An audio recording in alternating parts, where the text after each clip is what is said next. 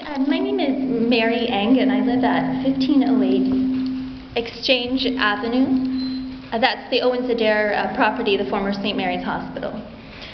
I'd like to recap my housing talk from the County Housing Board, but more importantly, I would like to move on to the Confederate flag scandal at the Astoria Regatta.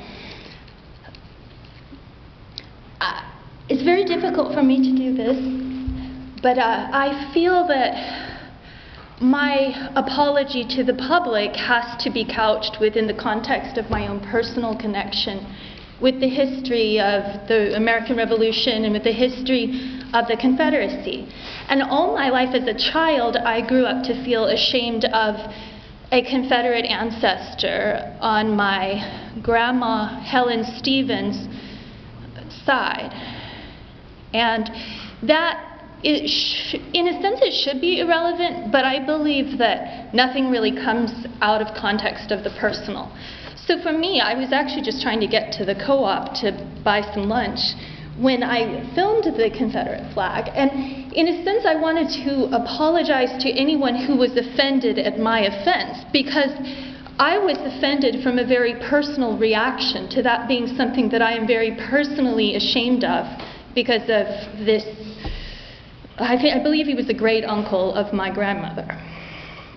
And so I was subjected to an immense amount of online bullying, some of which I deleted or tried to delete with YouTube comment thread.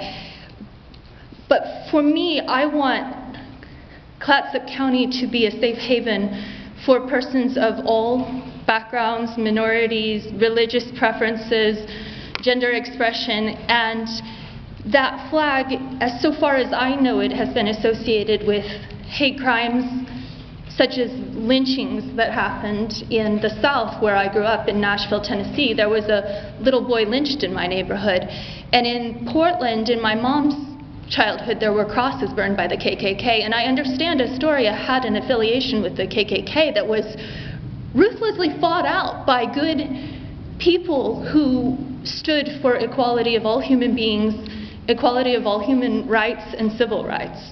So for me, it was very personal that I interpreted the Confederate flag at the Astoria Regatta on the winning Sons of Beaches, which I support beach cleanup, but I understand that's a double entendre to refer to the misogynistic epithet of women as a female dog. And I just don't appreciate that flag. But I feel that my video was somewhat rude.